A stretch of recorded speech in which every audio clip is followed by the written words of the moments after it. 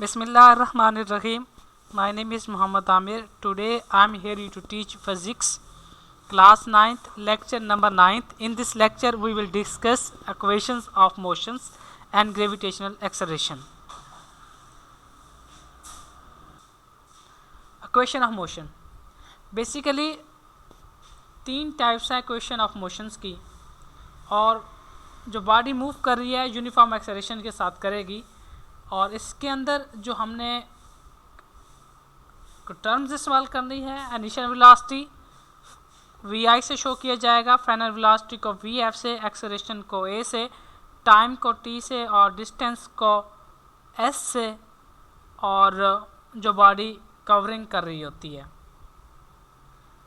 There are 3 basic types of motions body move in the uniform acceleration. 3 equation.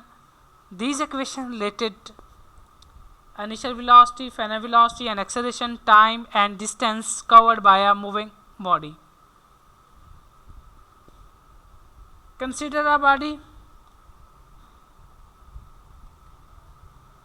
with moving initial velocity vi and a straight line with a uniform acceleration a, and its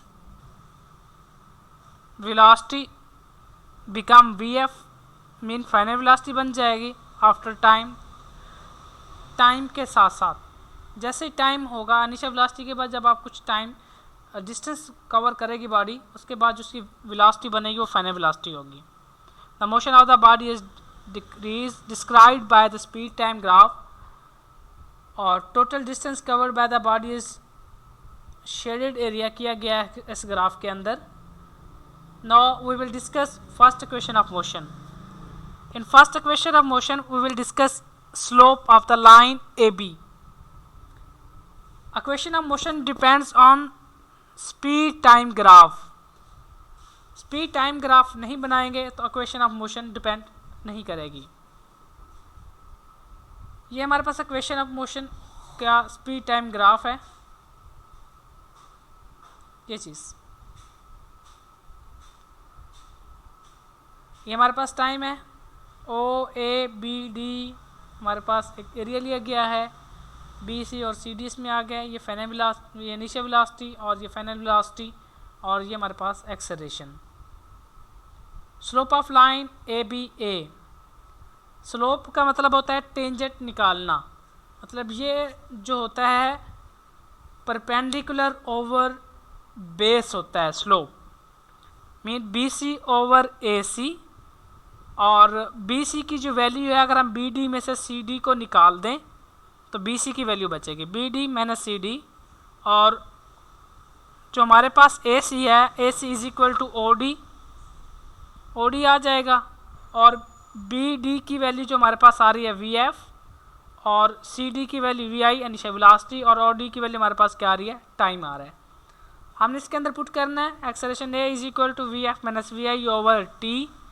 T इधर divide हो रहा है, इधर जाके multiply V F minus V I is equal to A T. तो ये बन जाएगा, ये माइनस की तरह के प्लस हो जाएगा. तो V F is equal to V I plus A T. This is called first equation of motion.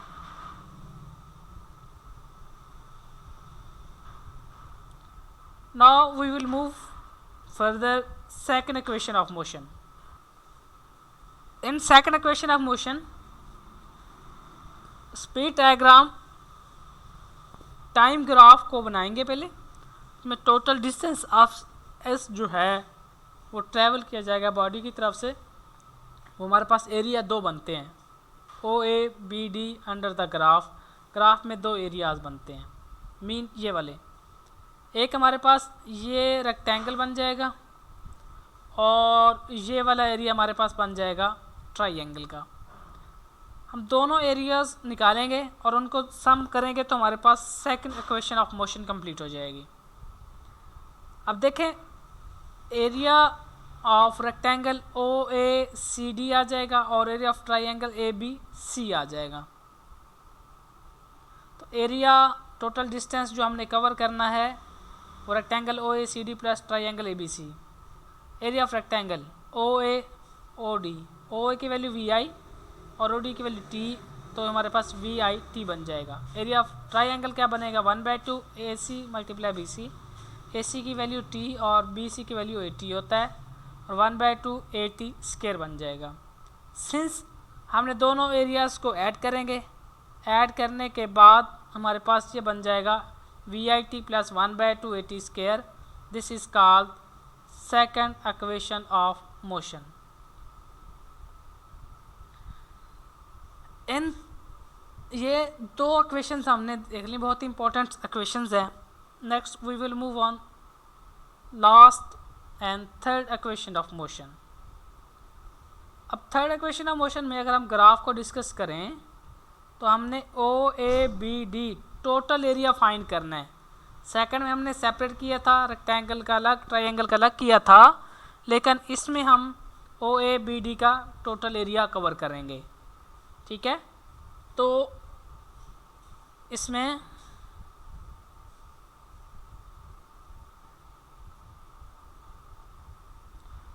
Total area OABD S is equal to OA plus BD over 2 multiply by OD। क्यों 2 divide इसलिए हो रहा है, rectangle है, और OD multiply इसलिए हो रहा है कि हमारे पास ट्राइंगल भी है। ट्राइंगल है, 2 डिवाइड हो रहा है, और रेक्टेंगल होने की वजह से OD मल्टीप्लाई कर रहे हैं।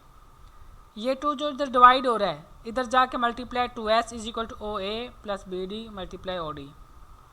हमने BC और OD से बोथ साइड पे मल्टीप्लाई करेंगे, BC over OD, BC over OD। OD से OD यहाँ से कैंसिल, तो BC बच जाएगा, यहाँ पे BC ओवर OD, और यहाँ से BC ओवर OD को हमने एक्सेलरेशन का नाम दिया गया है, BC ओवर OD एक्सेलरेशन। यहाँ पे 2S इसकी जगह एक्सेलरेशन, OA की वैल्यू VI और BD की वैल्यू VF, और BC की जो वैल्यू होती है, पहले क्वेश्चन हमने देखा BD minus CD, VF minus VI, तो एक बार वैल्यू प्लस में माइनस में है, A का स्क्वायर B का स्क्वायर वाली, VF का स्क्वायर माइनस VI का स्क्वायर।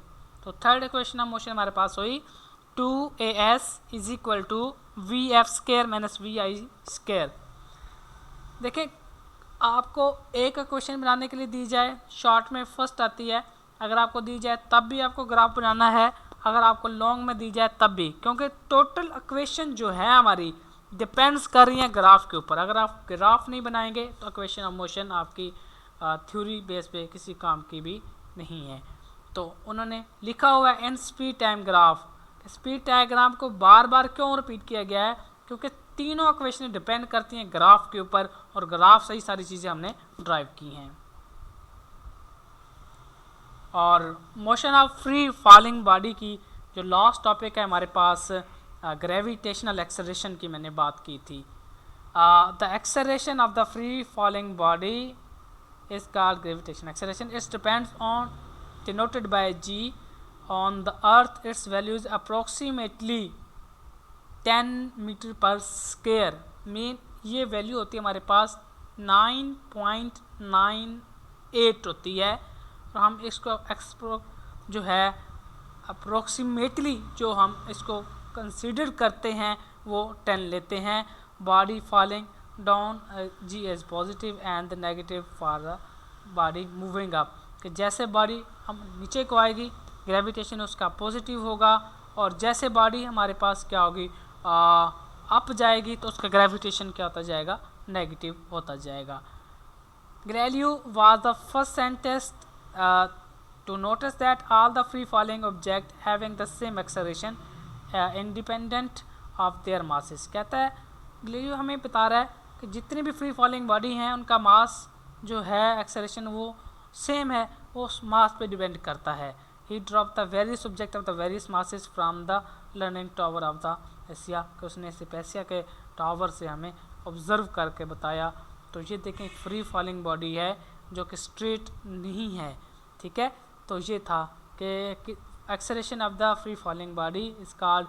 असल में ग्रेविटेशन क्या होता है, ग्रेविटेशन किसी चीज़ की अट्रैक्शन को कहते हैं। मतलब ज़मीन की ग्रेविटेशनल फोर्स क्या होती है, किसी शकल जिसको हम कहते हैं कि वो वाली फोर्स जो किसी चीज़ों को अपनी तरफ खींचने की सलाहियत रखती है, ग्रेविटेशनल फोर्स कहलाती है। तो हमारे पास ग्रेविटी एक्सेलरेशन की बात कर रहे थे, ग्रेविटी एक्सेलरेशन को G से शो की जाता है, और इसकी अर्थ पे जो वैल्यू है वो 10 मीटर पर सेकंड स्क्वायर है। और ये जैसे जैसे हम डाउन होते जाएंगे बॉडी तो पॉजिटिव होगा, जैसे जैसे अप जाएंगे तो ये एक्सेलरेशन हमारे पास नेगेटिव होगा। तो आज चैप्टर नंबर 2 हमारा कंप्लीट हुआ। नेक्स्ट इंशाल्लाह नेक्स्ट लेक्चर में चैप्टर 3 के साथ मिलते हैं। अल्लाह हाफिज़।